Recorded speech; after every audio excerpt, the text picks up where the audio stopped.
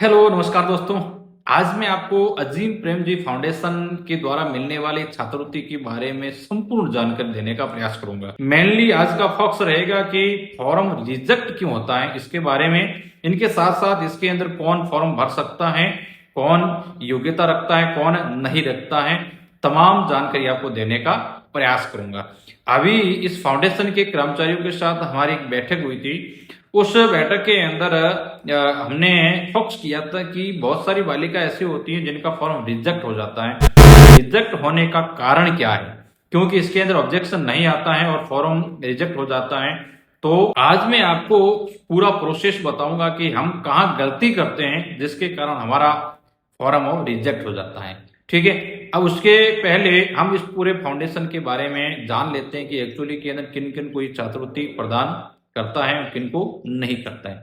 तो सबसे पहले आपको बताऊं कि ये फाउंडेशन केवल और केवल बालिकाओं को ही छात्रवृत्ति देता है, बॉयज को ये छात्रवृत्ति नहीं देता है। और किन को मिलती है, तो इन्होंने इस फाउंडेशन के द्वारा कुछ राज्य हैं जिनको इन्होंने चॉइस कर रखा है। उन्हीं राज्यों के अंदर जो ये छात्रवृत्ति प्रदान की जाती है, जिसमें मैं आपको राज्यों को पढ़ करके आपको सुनाता हूं कि किन किन राज्यों के अंदर ये छात्रवृत्ति मिलती है। जिसमें आंध्र प्रदेश, अरुणाचल प्रदेश, असम, बिहार, छत्तीसगढ़, दिल्ली, झारखंड, कर्नाटक, मध्य प्रदेश, मणिपुर, मेघालय, मिजोरम, नागालैंड, ओडिशा, पुडुचेरी, राजस्थान, सिक्किम, तेलंगाना, त्रिपुरा, उत्तर प्रदेश और उत्तराखंड। इन राज्यों के अंदर जो भी बालिकाओं ने 10वीं और 12वीं गवर्नमेंट स्कूल से कर रखी है तो उनको ये छात्रवृत्ति प्रदान की जाती है।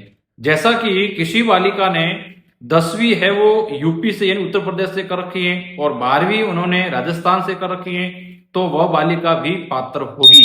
यानी कि जो इन्होंने जो 18-19 राज्यों को चयनित कर रखा, इन्हीं राज्यों के अंदर आपकी 10वीं और 12वीं होना जरूरी है। आप अलग अलग स्टेट से कर सकते हो, जैसे कि आपने 10वीं राजस्थान से कर रखी है, 12वीं आप उड़ीसा से कर रहे हो, तो भी आप इसके अंदर पात्र होगी।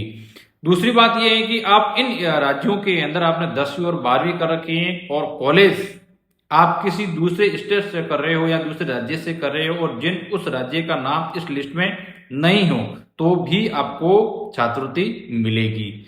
मेनली आपको बता दो, यानी कि 10वीं और 12वीं जो इन्होंने राज्य दे रखे उन्हीं से होना जरूरी है और केवल आपको बालिकाओं को मिलेगी। और बालिका ने 10वीं और 12वीं गवर्नमेंट स्कूल से कर रखी हो, जिन्होंने प्राइवेट स्कूल से कर रखी है उनको नहीं मिलेगी।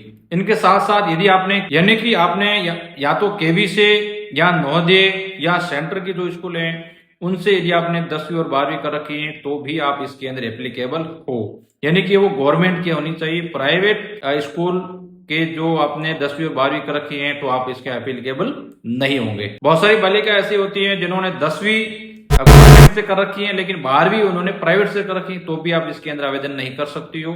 दोनों ही 10वीं और 12वीं गवर्नमेंट से होना जरूरी है। अब मैं आपको बताऊंगा कि आपको किन किन बातों का ध्यान रखना है जिससे कि आपका फॉर्म रिजेक्ट नहीं हो।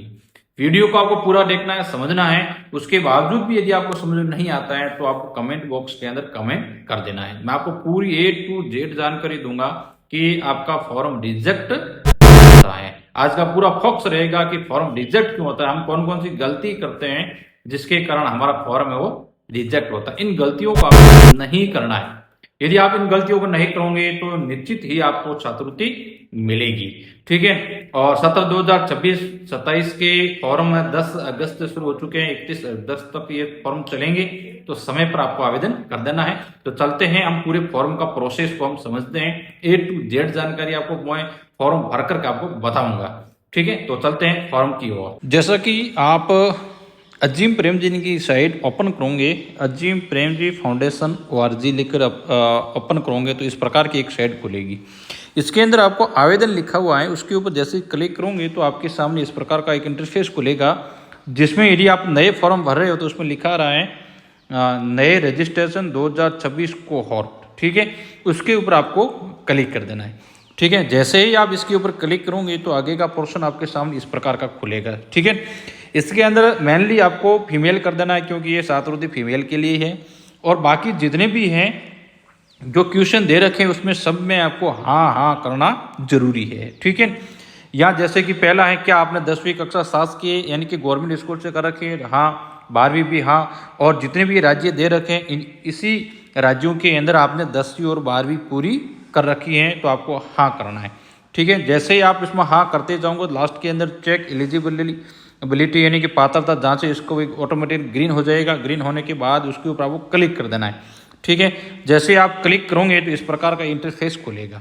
यहाँ आपको अपने मोबाइल नंबर डालना है। मोबाइल नंबर डालने के बाद सेंड OTP पे आपको जाना है। जैसे ही आप सेंड OTP पे जाओगे तो आपके मोबाइल के अंदर एक OTP आएगा, उस OTP को यहाँ डाल देना है। OTP को डालने के बाद आपके सामने इस प्रकार का एक इंटरफेस खुल जाएगा। यहाँ ऊपर आपको लैंग्वेज के अंदर आप जो भी हिंदी इंग्लिश जो भी है आप चॉइस कर देना है। उसके बाद आपको 10वीं के अंदर जो आपको मार्कशीट में जो आपका नाम है वो डाल देना है। उसके नीचे आपको 2 बार आधार नंबर डाल देने हैं। उसके बाद आपको 12वीं कौन से स्टेट से कर रखी है वो डाल देना है, डिस्ट्रिक्ट डाल देना है, और फिर आपको सेट पासवर्ड यानी कि एक पासवर्ड आपको सेट कर देना है। ठीक है, पासवर्ड सेट करने के बाद आपको रजिस्ट्रेशन पे जाना है। जैसे ही आप रजिस्ट्रेशन पे क्लिक करोगे तो आपके मोबाइल के अंदर एक मैसेज आएगा जिसके अंदर UNM करके आगे नंबर डिजिट होगा, वह आपका यूज़र नेम हो जाएगा। ठीक है, और पासवर्ड आपने पहले से सेट कर रखे हैं। ठीक है, उसके बाद आप आगे बढ़ोगे तो इस प्रकार आपको यूज़र नेम और पासवर्ड आपको यहाँ डाल देना है। जैसे ही आप यूज़र नेम और पासवर्ड यहाँ डालोगे उसके बाद आपको लॉगिन पे जाना है। लॉगिन पर क्लिक करने के बाद आगे का इंटरफेस इस प्रकार का खुल जाएगा। ठीक है, यहाँ ऑटोमेटिकली आपके नाम तो आ जाएगा, फिर जेंडर आपको फीमेल कर देना है, बट आपको डाल देना है। उसके बाद ये आपको एड्रेस यहाँ फिल कर देना है। फिल करने के बाद आपको वापस सेव पर जाना है। जैसे आप सेव करोगे तो आगे का ऑप्शन खुलेगा। यहाँ आपको पूरा का पूरा आपको थोड़ा ध्यान रखना है। मेनली हम यहाँ गलती कर देते हैं, जो आप फोटो डाल रहे हो वो फोटो बिल्कुल इस प्रकार का होना चाहिए जैसा कि आपको दिखाई दे रहा है। ये फोटो साइज आप देख लीजिएगा, पूरा फोटो आपको दोनों कान आपके दिखने चाहिए और पीछे का बैकग्राउंड बिल्कुल क्लियर होना चाहिए। ठीक है, पीछे कोई पौधा या झाड़ी वगैरह नहीं होनी चाहिए। बैकग्राउंड किसी दूसरे का फोटो नहीं होना चाहिए, बिल्कुल साफ सुथरा बैकग्राउंड होना चाहिए। चेहरा आपका बिल्कुल स्पष्ट दिखना चाहिए। सेल्फी आपको नहीं डालनी, इस चीज़ का ध्यान रखना।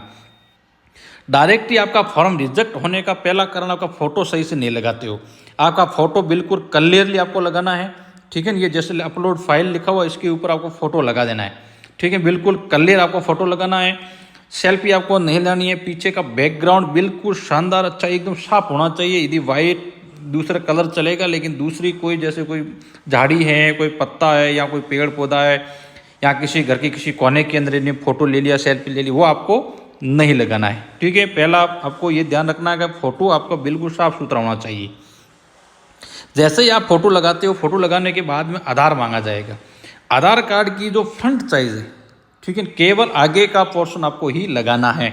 जैसा कि इसमें पूरा का पूरा आपको सही से आपको स्कैन करना है। आपका कोई भी कोना कटा हुआ नहीं होना चाहिए। स्पष्ट रूप से सारे के सारे अक्षर आपको दिखाई देने चाहिए। इस प्रकार आपको ये पूरा आपको आधार कार्ड लगा देना है। ठीक है, आधार कार्ड लगाने के बाद सेव करना है, और सेव करने के बाद आगे जाओगे तो आपको ये जो SBI कार्ड का आपको जो स्टेटमेंट दिखाई दे रहा है, यदि आपके पास स्टेटमेंट नहीं है तो आपको बिल्कुल साफ और क्लियर जो आपकी डायरी उसको स्कैन कर देना है। उसके अंदर जो आपका अकाउंट नंबर, नाम, IPC कोड बिल्कुल सही से दिखाई देना चाहिए। उनके पास बहुत बड़ी स्क्रीन होती है, उसके अंदर वो पूरे देखते हैं, तो ये जूम के अंदर आपका फ़ोटो है वो फटना नहीं चाहिए। इस चीज़ का पूरा आपको ध्यान रखना है। ठीक है, एक बार यदि आपने गलत आपने भर दिया है तो आपका वो सारा का सारा रिजेक्ट हो जाएगा। ठीक है, आपका अकाउंट बिल्कुल चालू होना चाहिए, आपका KYC वगैरह बिल्कुल अपडेट होना चाहिए। ठीक है ना, ताकि आपकी कोई समस्या नहीं आए। इसको आपको जैसे सेव करोगे तो यहाँ आपको 10वीं की मार्कशीट मांगी जाएगी।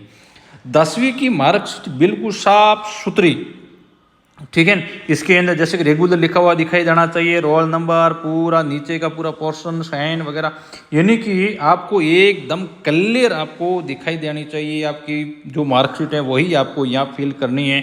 बहुत सारे कैंडिडेट हैं जो सही तरीके से स्कैन नहीं करते हैं तो भी आपका रिजेक्ट होने का पूरे चांसेस होते हैं।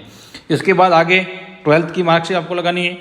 ठीक है, इसी प्रकार एकदम साफ सुथरी स्कैन करके आप लगानी है। उसके बाद आपको इस तरह का एक बोनाफाइड सर्टिफिकेट जो कि आपके कॉलेज के अंदर मिलेगा, ठीक है, उसको सही से भरना है, सिग्नेचर करना है, सील लगानी है, पूरा डेट वगैरह पूरा को ध्यान रखना है। ठीक है। ये आपको फीस रसीद आपको नहीं लगानी है, बोनाफाइड सर्टिफिकेट ही आपको लगाना है, जो कि आपको मेरे टेलीग्राम ग्रुप के अंदर मिल जाएगा। ठीक है। ये लगाने के बाद आखिर में आपको सेव का ऑप्शन आता है, उसको आपको सेव कर देना है। सेव करने के बाद आपको पूरा फॉर्म आपको पूरा अच्छे से देखना है। ठीक है। देखने के बाद आपको लग रहा है कि बिल्कुल मेरा फॉर्म बिल्कुल क्लियरली है, उसके बाद ही आपको फाइनली सेव सबमिट करना है। सबमिट करने के बाद 31 अगस्त तक उसको आप एडिट भी कर सकते हो। ठीक है। तो इस बातों को थोड़ा सा आपको ध्यान रखना, आपके फॉर्म बिल्कुल क्लियर होने चाहिए। 10वीं की मार्कशीट, 12वीं की marksheet, Aadhaar card, bank diary, photo, mainly आपको फोटो का पूरा फोकस रखना है। फोटो बिल्कुल आपका साफ सुथरा होना चाहिए, दोनों कान आपको दिखने चाहिए, सेल्फी आपको बिल्कुल नहीं होनी चाहिए। ठीक है। इस चीज़ का आपको ध्यान रखना है, और ये बातें यदि आप ध्यान रखते हो तो आपका फॉर्म रिजेक्ट नहीं होगा।